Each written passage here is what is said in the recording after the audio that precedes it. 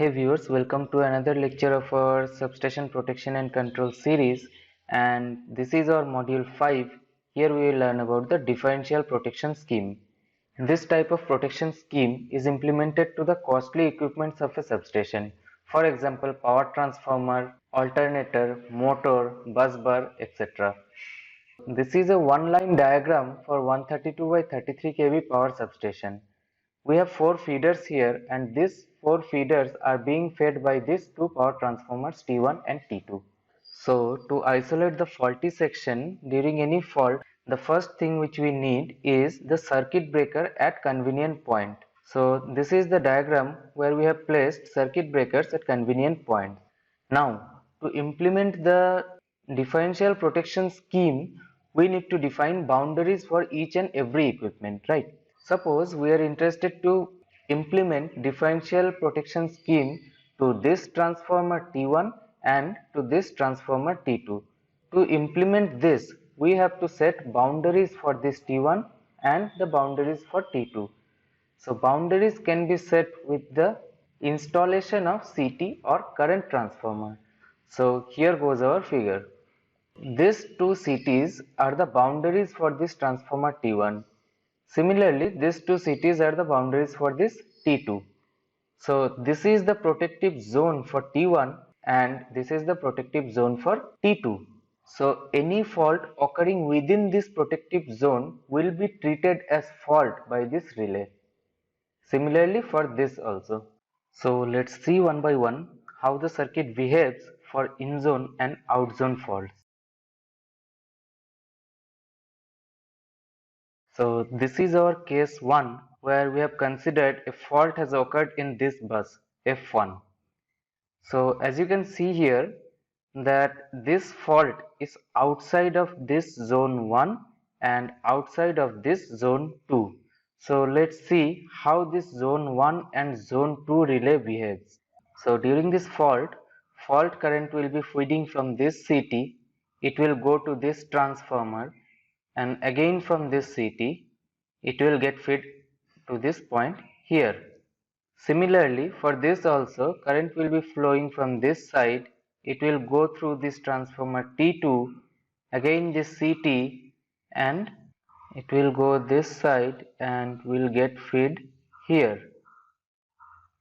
Now, for this CT, you see the current is flowing in the primary side from this side to this side. This side is called the P1 and this is called the P2. So current is flowing from P1 to P2. As a result, the secondary current will be flowing from this S1 and it will flow towards S2. So remember this dot. This dot is nothing but a polarity marking. So as you know, the secondary CT winding will have two terminals, S1 and S2, right? So this dot represents this S1. So current flowing from P1 to P2 in the primary side. As a result, the secondary side you will have a current from S1 towards S2. So due to this fault current, the secondary current is flowing through this side. It will take this path and go to this relay like this. Okay.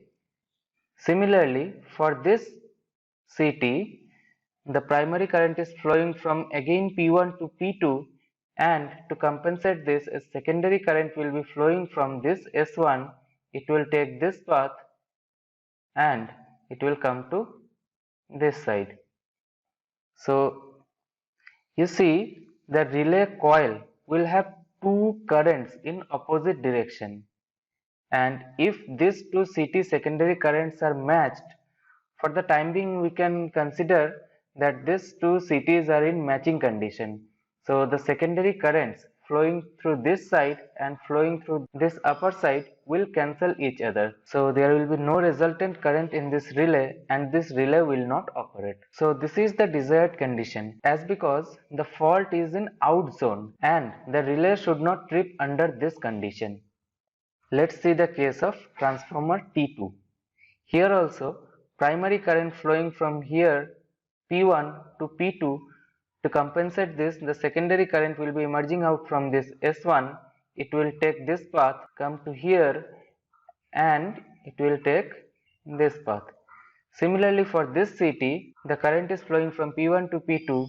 The secondary current from S1, it will take this path, come along here and flow through this direction. Now you see, here also the resultant current is 0. So this relay will also not operate during this outzone fault. So this is our case 1, where we have seen how the system behaves for an outzone fault. Let's see our case 2, this one. Here we have considered a fault in zone, that is within this zone 1. So during this fault current will be feeding from this side, it will go to transformer and then to fault part. The second set of current will be coming from this side, it will flow through this transformer, it will take this path and through this CT it will get fed to this side. So let's see the behavior of this relay. So for this, the current is flowing from P1 to P2. As a result, the secondary current will be flowing from this side, it will take this path and flow through this relay like this. And for this CT, you see the fault current is coming from this diverted path, that is through T2, and it is flowing in this direction, that is opposite direction, that is P2 to P1, right? So to compensate this, the secondary current will be flowing through this S2, right? It will take this path, and it will get added up at this point or at this node, and the resultant current will be the addition of this current I1 and this current I2. So a resultant current will be flowing through this coil of the relay, and it will treat this as an in-zone fault. So a fault occurred in this zone will be cleared by this circuit breaker and this circuit breaker, and rest of the system will be healthy. Let's see another case where we will consider the fault has occurred in this zone or zone 2, this one. For this fault, the fault current will be feeding from this CT, it will go through this transformer and feed up to this point, right? And for the second set of current, it will get fed from here through this transformer T1 and CT, this one, it will take this path, this CT, and through this CT to this fault point, right? So during this condition, you see current is flowing from P1 to P2 for this CT, and so to neutralize this, the secondary current will be flowing from this S1, it will take this path and flowing to the relay coil in this direction. For the second set of CT, the current is flowing from P2 to P1, means the opposite of the conventional direction, right? So the secondary current will also be flowing from this S2, it will take this path, and it will get add up at this node, and the resultant summation current will be flowing through this coil. This relay will sense it as an in-zone fault, and it will give an open command to this circuit breaker and this circuit breaker to clear the fault, and the rest of the system will be healthy. So till now you have seen how the circuit behaves for an in-zone and out-zone fault. So what if we make a mistake in this connection? It may happen that the CT secondaries are wrongly connected. I mean to say that these polarities S1 and S2 are reversed by mistake. Then what will be the scenario?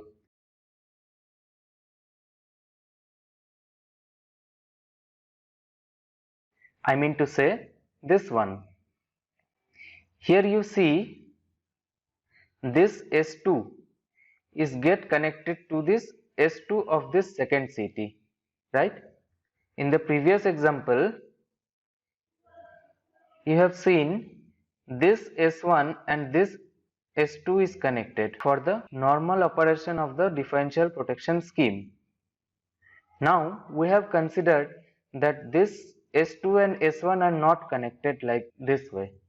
So by mistake we have connected this S2 with this S2. So what will be the scenario during the fault? So let's consider a fault has occurred at an out zone, that is here. So to feed this fault, the current will be flowing from this side. It will go through this transformer and this CT and will be feeding up to this point, right? Now the secondary current will be flowing from this side. It will take this path and it will go to relay in this direction. Now for this one, current is flowing from P1 to P2, right? To compensate this, current will be flowing and start from this dot. It will take this path, it will go this way, and it will get add up at this node and enter into the relay coil, right?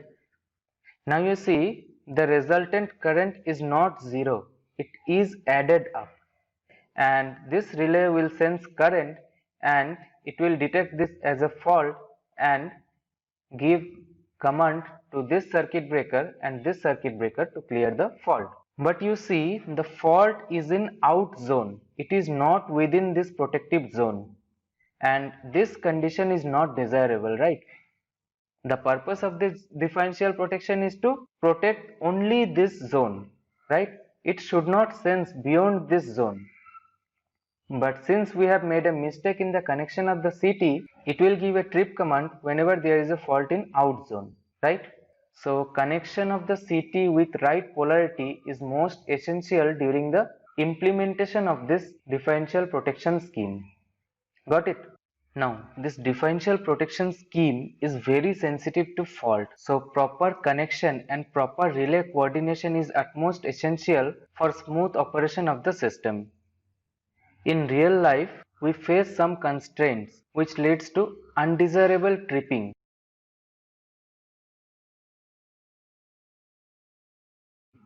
Now, let's see one by one what are the common constraints which we face in industry during day-to-day operation.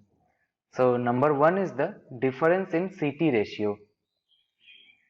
As you can see from this figure, these two boundary CTs have different CT ratios. This is 200 by 1 and the second set of CT is 100 by 1.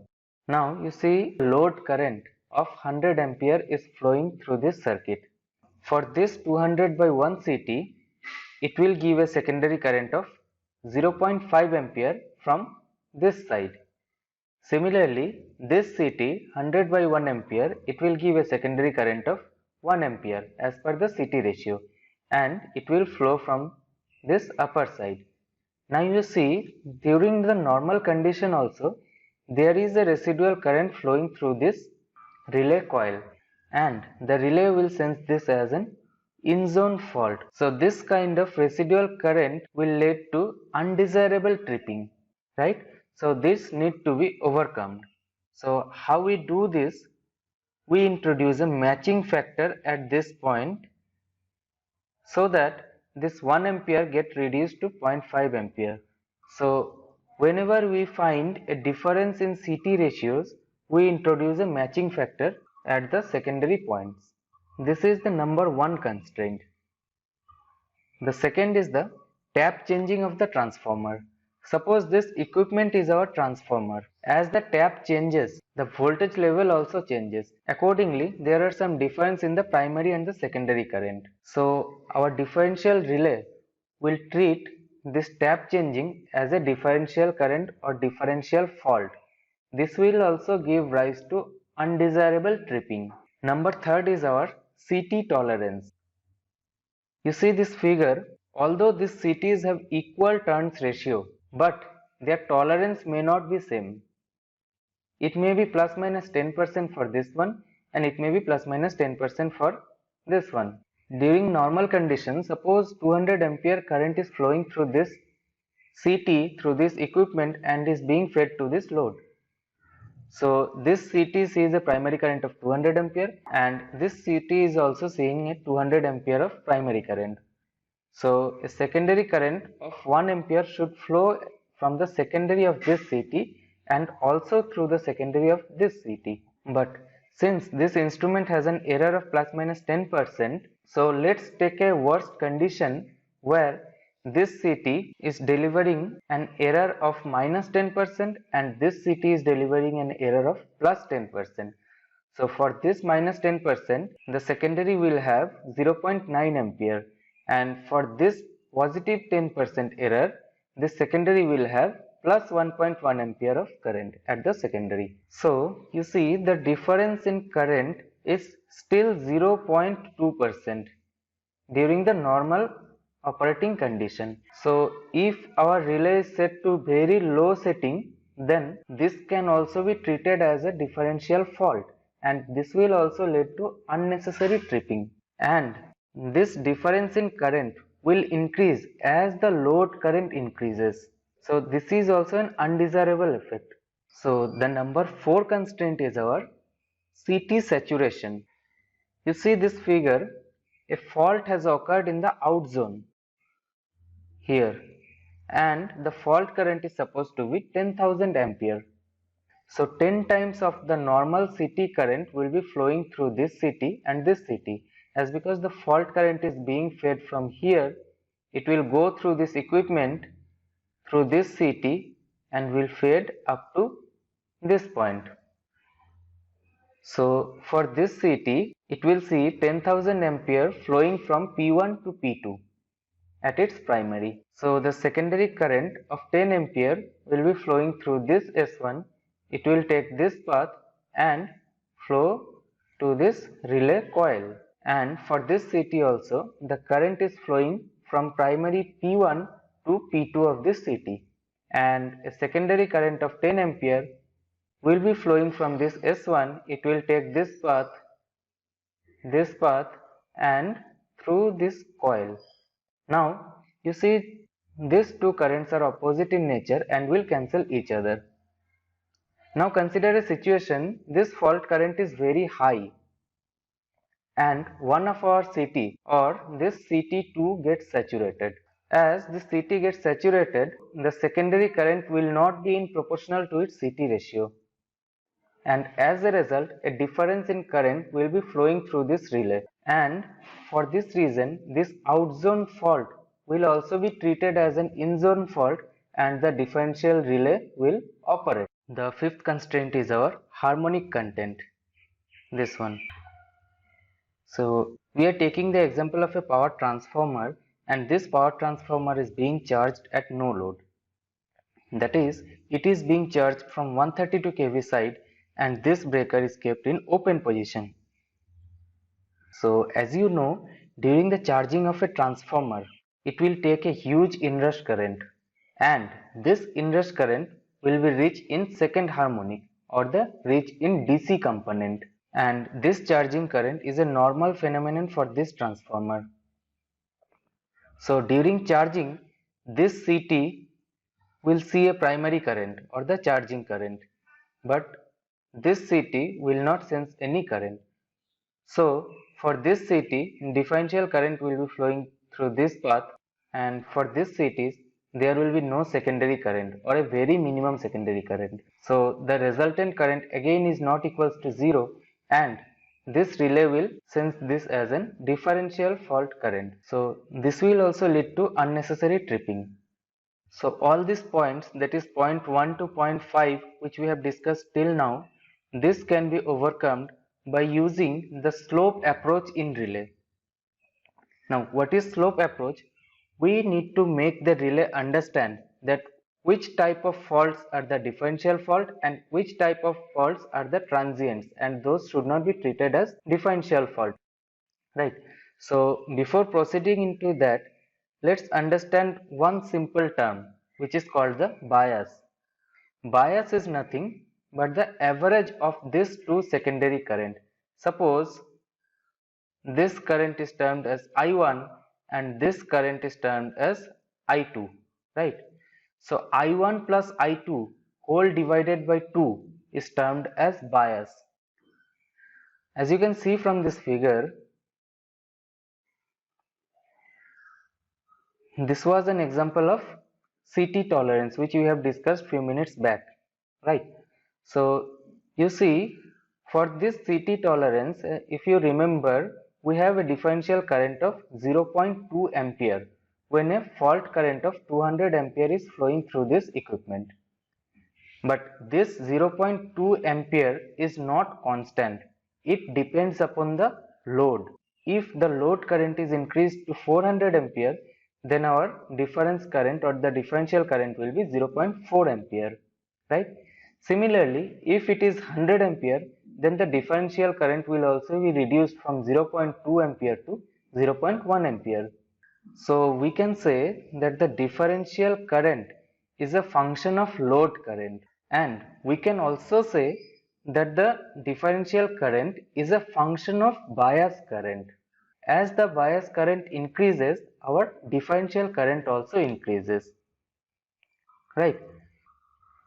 So we will see how using this graphical approach we can overcome these 5 types of constraints.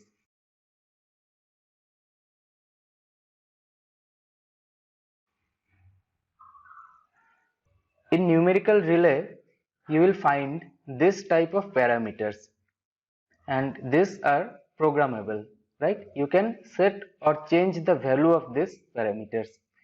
So let's see graphically what these parameters actually mean. So here goes our graph. Here the y-axis represents the differential current and this x-axis represents the bias current. Here you see in differential current we have two set points.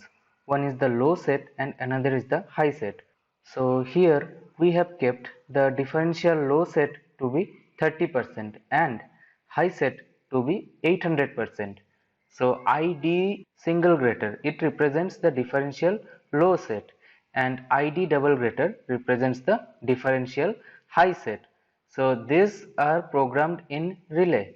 Now slope 1. Slope 1 is this line. This slope 1 is 30%, or 30% means 30 by 100, then it comes 0.3. So tan inverse of 0.3 is 16 or 17 degrees, like that. Next, slope 2. Slope 2 is 100%. 100% means 1. Tan inverse of 1 is 45 degrees. So with respect to horizontal, its degree is 45 degrees. So this is end section 1, which is 50% of the bias current, and this is end section 2, which is 150% of the bias current, right? And this slope 2, after 45 degrees, it touches the high set value. So this is our curve, and we can change these values in relay. Accordingly, the shape of our graph will also change.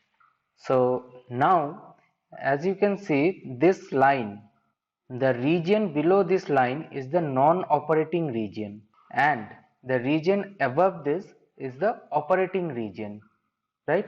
So in this region, our relay will sense fault or it will trip, and in this region the relay will not trip. So it is the non-operating region. So you see there are three sections, this section and this section. So why we have sectionalized this? So in last page you have seen the various constraints which leads to unnecessary tripping. So to overcome that we have used this graphical approach, right? So this low set value, that is 30% of the differential current, and here it will go up to 50% of the bias current.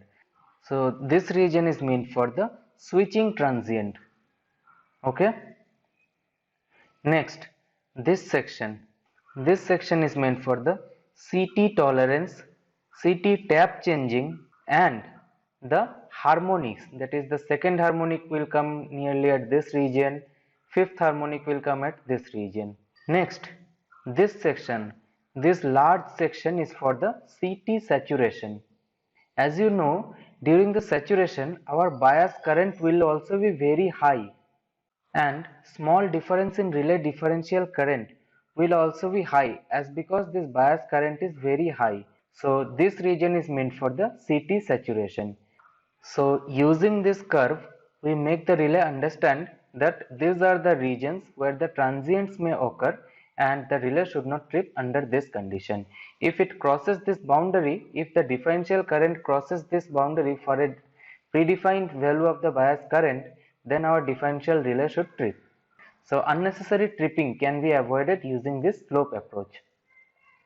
So hope you understand up to this, and the video has gone very long, so we need to wrap up here. You will find a small MCQ session at the end of this lecture. Please go through it, and we will be covering some other schemes in the upcoming videos. So till then, have a good day.